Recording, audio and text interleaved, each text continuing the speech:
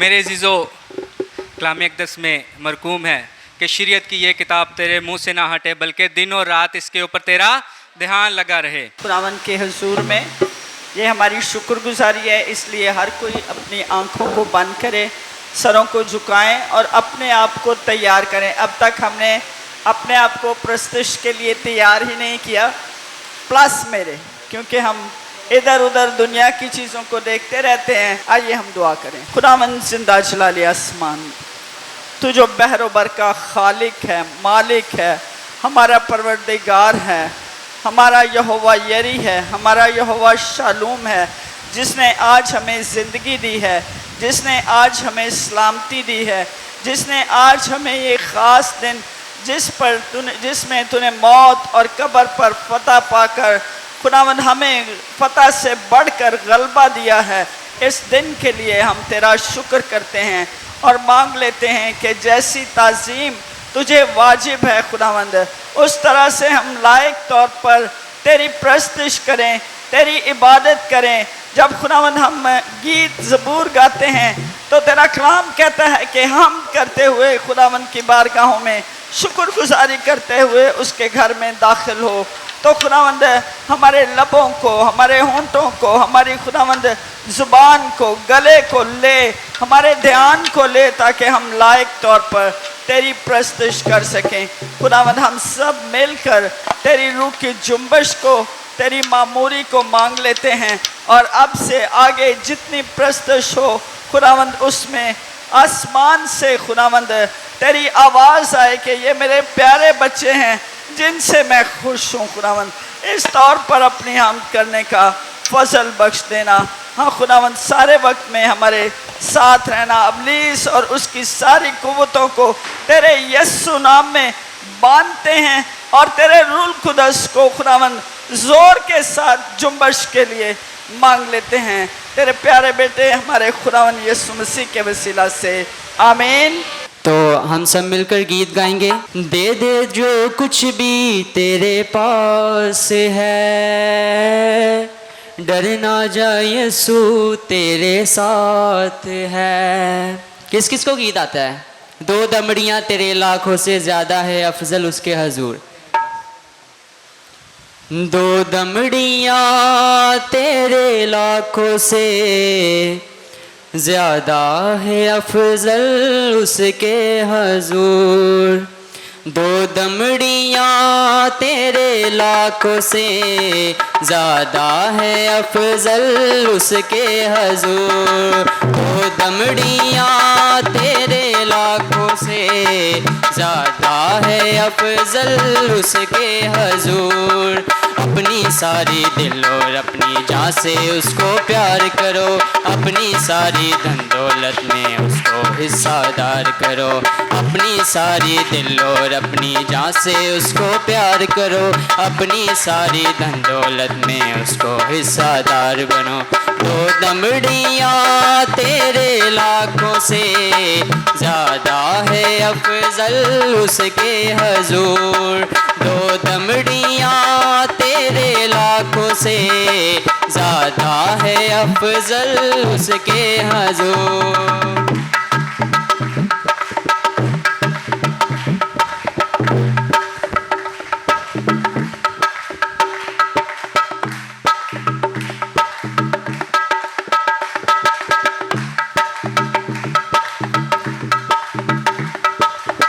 दे दे जो कुछ भी तेरे पास है, डर ना जाए यीशु तेरे साथ है। दे दे जो कुछ भी तेरे पास है, डर ना जाए यीशु तेरे साथ है।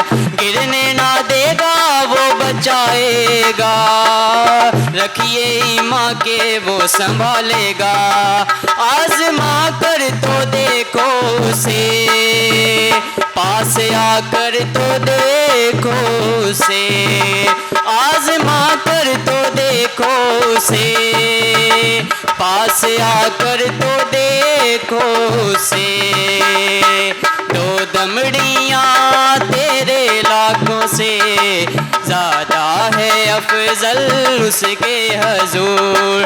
दो दमड़ियाँ तेरे लाखों से ज़्यादा है अफजल उसके हजूर।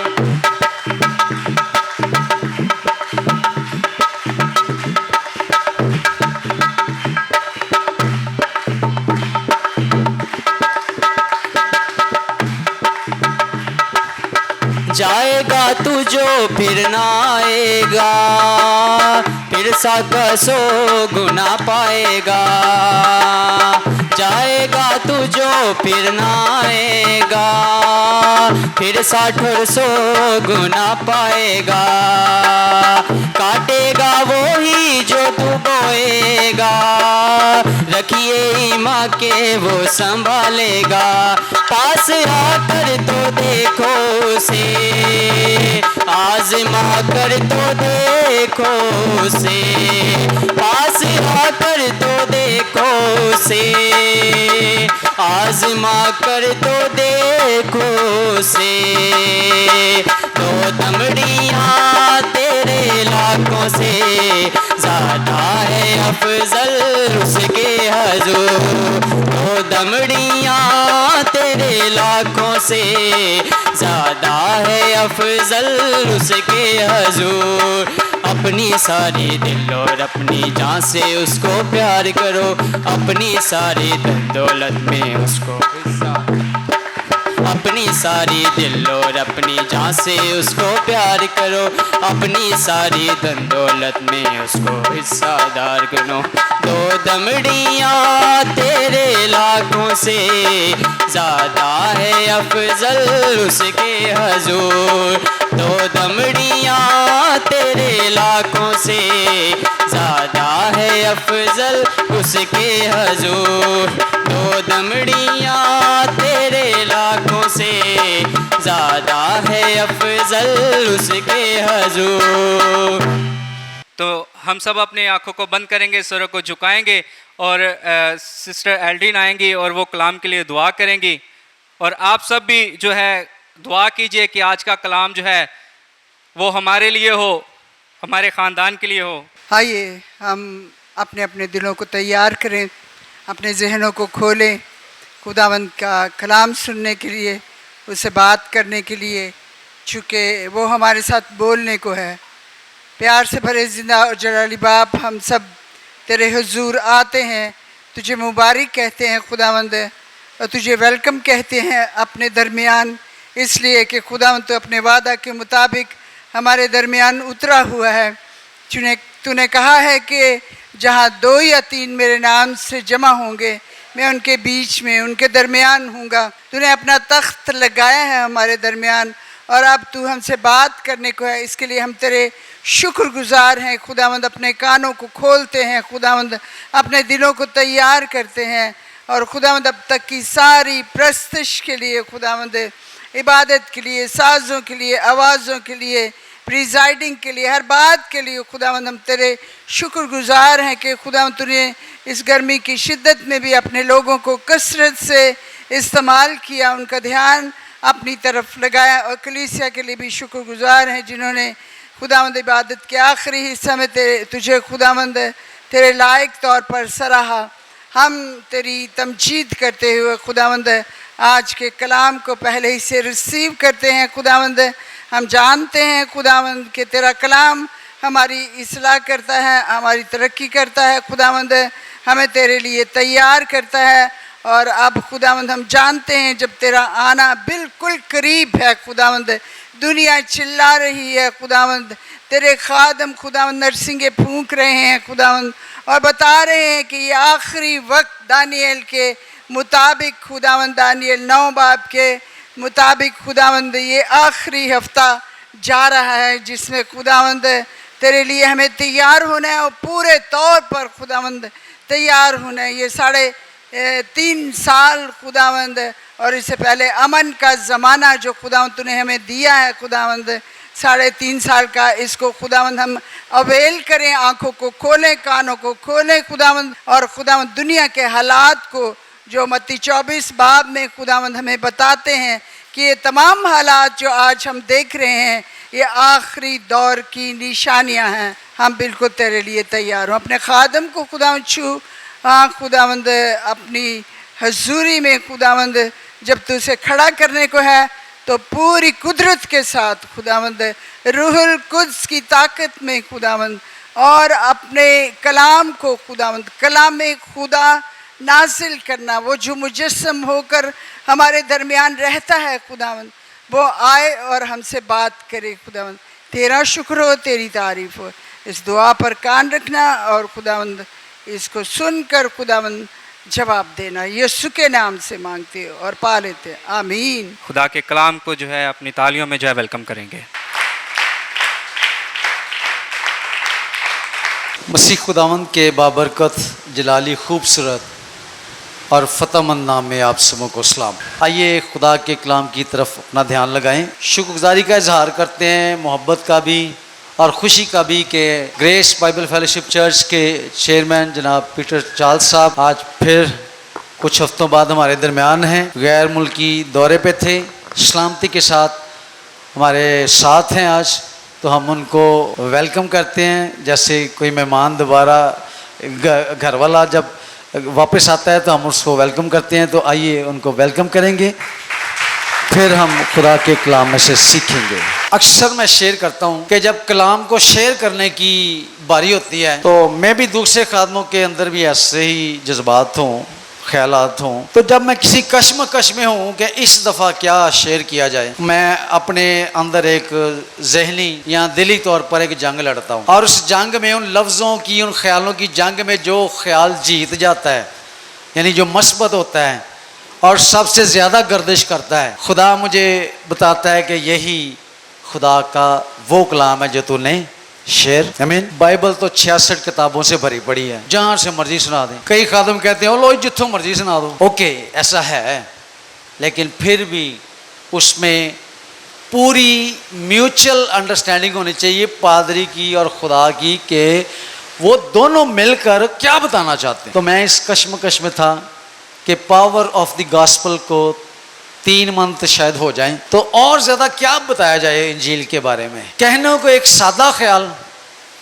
लेकिन जब मैंने उसको डिस्कस किया या उसको पढ़ा या उस पर काम किया तो यकीन करें उस सादा स्टोरी या सादा ख्याल में मुझे भी आज तक वो बरकत नहीं मिली थी जो अब आज मिलने वाली है। आमीन।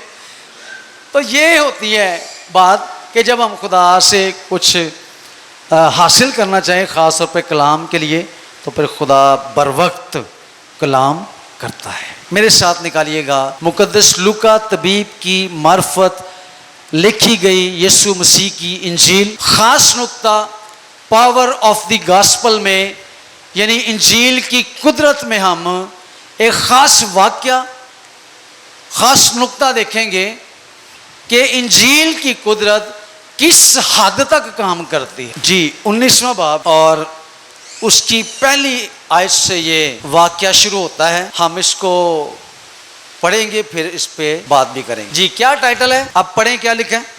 वो यरू में दाखिल होकर जा रहा था। टाइटल क्या है? यीशु और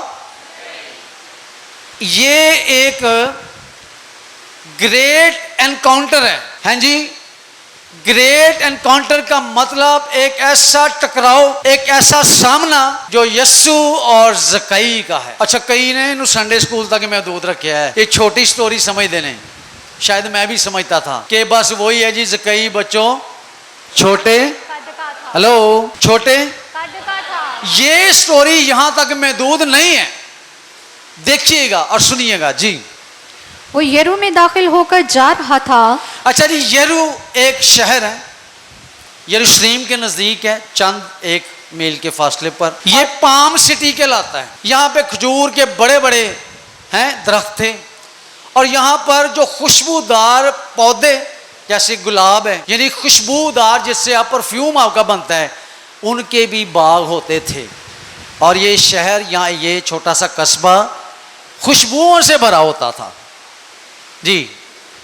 और देखो, ज़कई नाम एक आदमी था जो महसूल लेने वालों का सरदार और जो महसूल लेने वालों का सरदार। अच्छा, यहीं पे शायद मैं बाद में बोल जाऊं, एक एक बात जो है ना देखते चले जाते हैं। एक है महसूल लेने वाला, जूनियर ऑफिसर जी, क्या बात है जी। एक है जी टैक्स कलेक्टर ऑफिसर, क्या करेंगे उर्दू में इसको, आम सा महसूल लेने वाला। लेकिन मेंशन ये है कि वो महसूल लेने वाला नहीं बल्कि महसूल लेने वालों का सरदार है, सीनियर है, ऑफिसर है, एक ओहदे पर फाइज है, रोमन अंपायर की ड्यूटी करता है। ठीक है जी। महसूल लेने वालों का सरदार और दौलतमंद था।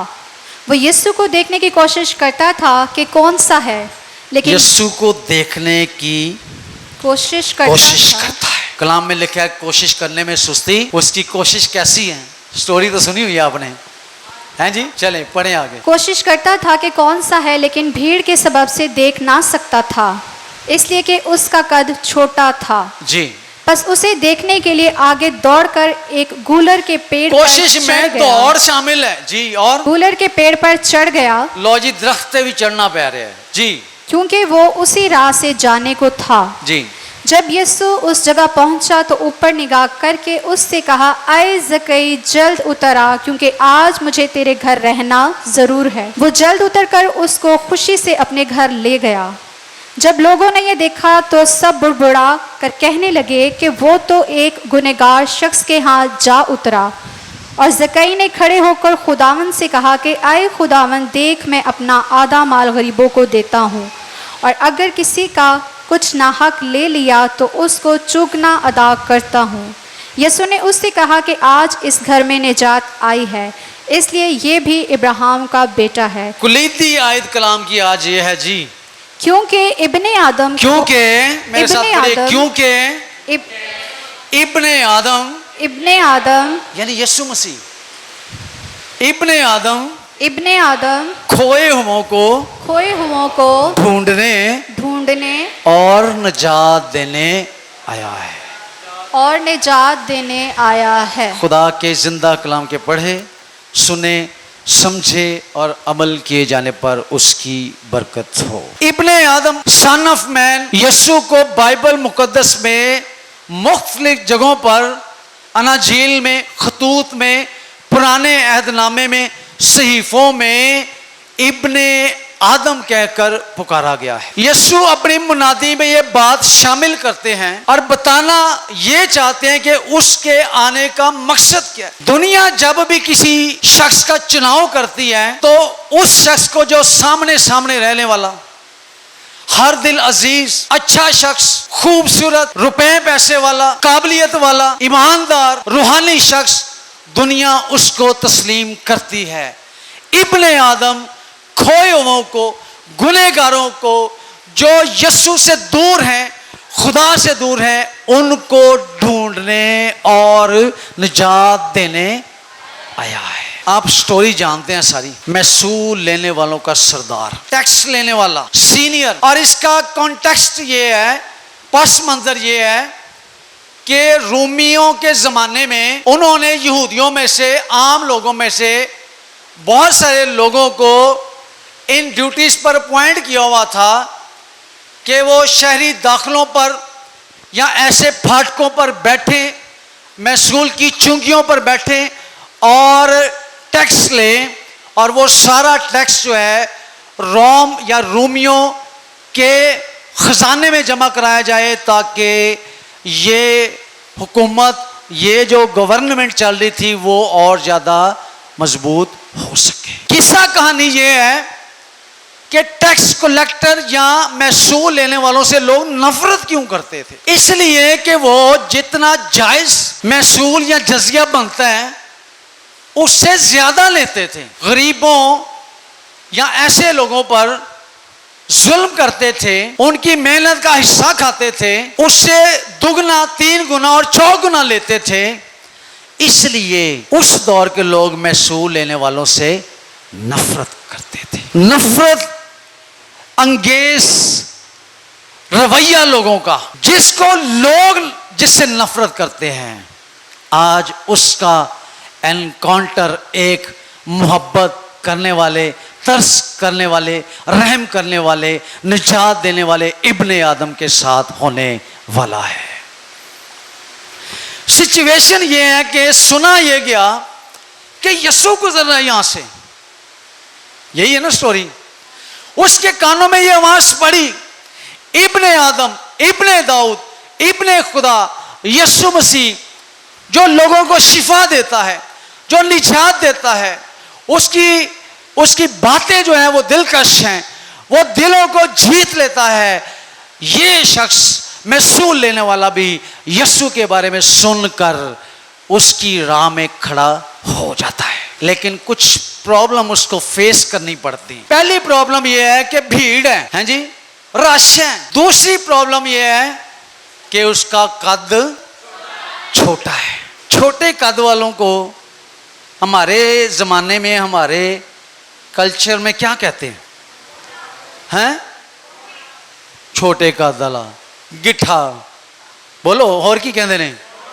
कई कहते ने कौडू। अच्छा, ये ऐसा शख्स है जो खुद एक मजाक बना हुआ है। वो अपने प्रोफेशन से भी, यानी लोग उससे नफरत खाते हैं, तंज करते हैं, क्रिटिसाइज करते हैं, और अपने कद और अपने हाल अहवाल के हिसाब से भी वो लोगों की नजर में नीचा है, छोटा है। कोशिश ये है कि पहली बात सुना, मुबारक हैं वो जो मेरा कलाम सुनते हैं। उसने सुना और अमल ये किया कि वो मिलने और सुनने और देखने के लिए दौड़ा। इमेजिन करें एक छोटे कद का, है पंजाबी च कहांगे गिठे कद का बंदा भीड़ में दौड़िया जाए, मैच्योर बंदा है, एक उम्र वाला बंदा। मैं नहीं समझता कि वो 18-20 साल का बंदा है, क्योंकि वो सीनियर टैक्स कलेक्टर है, पढ़ा लिखा शख्स, मैच्योर शख्स, गवर्नमेंट का मुलाजिम, वो मैच्योर शख्स है। जब कोई मैच्योर शख्स सड़क पर दौड़ लगाता जाएगा तो ये उसके लिए और भी ज्यादा शर्म की बात है। अच्छा, इससे भी एक और बड़ी शर्म की बात, अब कद छोटा है, देख नहीं सकता, भीड़ है, यीशु नजर नहीं आ रहे, तो जस्टिस ये है, कोशिश ये है, ख्वाहिश ये है कि मैं यीशु को देख सकूं। उसने अपना एक हरबा इस्तेमाल किया, फौरन वो उस प्लान में शामिल हो गया जो प्लान उसके लिए खुदावंद यीशु मसीह रखता है। और उसने जल्दी की और दौड़ लगाकर वो एक दरख्त पर चढ़ गया। दरख्त पर या तो शैतान बच्चे या कोई ऐसे जानवर जैसे बंदर हैं वो चढ़ते हैं। एक और शर्म की बात उसके साथ अटैच हो गई, तो लोग देख के कहते होंगे ये वही मशहूर लेने वाला है, ये वही छोटे कद वाला है, तो इसका काम देखो, दरख्त के ऊपर चढ़ गया। उसने सारी शर्म है, हिचकिचाहट उतार कर, हैं जी, अपना औहदा नहीं देखा, अपनी उम्र नहीं देखी, अपना कद नहीं देखा, यीशु को देखने का मुंतजिर एक दरख्त पे चढ़ जाता है। अभी ताली का टाइम नहीं है, बुझाइएगा जब ताली का टाइम आएगा जरूर। अभी तो ये ज़कई की बात हो रही है, जब यीशु की बात आएगी तो इससे भी ज़्यादा तालियां बजानी चाहिए। तो बात कर रहा था छोटे कद का, बात गौरतलब है, मुझे तो समझ आ गई, अगर आपको भी आ जाए तो तालियां बजा दीजिएगा। ये शख्स जब से पैदा हुआ है छोटे कद का ही है, ये बड़ा नहीं है, मतलब एक नॉर्मल सा जो आम छोटे लोगों का कद होता है वो उस कद का है। देखिएगा, इस ज़कई ने आज से पहले, यानी यीशु से एनकाउंटर से पहले, हमेशा अपने से बड़े लोगों से बात की है, ऊपर मुंह करके। देखो जरा मेरे अल्ले हैं, ऊपर देखे, जब कोई कद्दावर शख्स उसके सामने खड़ा होता होगा तो वो अगर उसका ऐसे कद है तो फिर वो ऐसे ही देखता होगा, ऐसे ही है। वो अपने से बड़े लोगों को देखता रहा है और अपने आप को छोटा महसूस करता रहा है। फर्स्ट टाइम यीशु मसीह के वसीला से उसकी जिंदगी में यह पल आया है कि वो ऊंचा हो गया और सारी दुनिया छोटी और नीचे हो गई। क्यों? क्योंकि उस ऊंचे ने उसको, उस छोटे को बड़ा कर दिया। यीशु ने कहा है कि जो अपने आप को छोटा बनाएगा उसको वो बड़ा करेगा। अच्छा, पहली बार ऐसा हुआ है कि उसने किसी को नीचे मुंह करके देखा है, उसका देखने का स्टाइल चेंज हो गया है। अब वो यीशु को इस तरह देखना चाहता था, या शायद तरीके से या ख्याल से देखना चाह सकता, या अच्छे से ना देख सकता। यीशु ने अपना आप जाहिर करने के लिए उसकी जिंदगी में यह वाकया कर दिया कि उसने यीशु को क्लियरली ऊपर चढ़ के साफ पूरा का पूरा यीशु देख लिया। जिसका वो मुंतजिर था उसको उसने अपनी आंखों से देख लिया। आमीन। और वो ये सारी कोशिश करके दरख्त पर चढ़ गया, मुंतजिर है कि यहां से यीशु गुजरेगा। ये मेन रास्ता है, मेन सड़क है, और सुनने भी है कि यीशु यहां से गुजर रहा है, तो मैं देखूंगा, मैं उसको देखूंगा। वो देखने की हद तक का मुश्ताक है। और जिसको उसने देखना है यानी इब्ने आदम, जब उसने उसको दरख्त पर लटके हुए हैं, बैठे हुए, चढ़े हुए देखा होगा, तो मेरे ख्याल से यीशु की बॉडी लैंग्वेज ये होगी कि ज़कई नीचे उतरा। आज तू सिर्फ मुझे देखेगा नहीं, बल्कि मैं तेरे घर जाऊंगा, तेरे साथ बैठूंगा, मैं तेरे साथ खाना खाऊंगा। ठीक है, देख मैं दरवाजे पर खड़ा हुआ खटखटाता हूं। वो महदूद खुदावंद नहीं है, वो ढूंढने वाला है, अंदर तक जाता है, जहां तक उसकी रसाई है वो जाता है।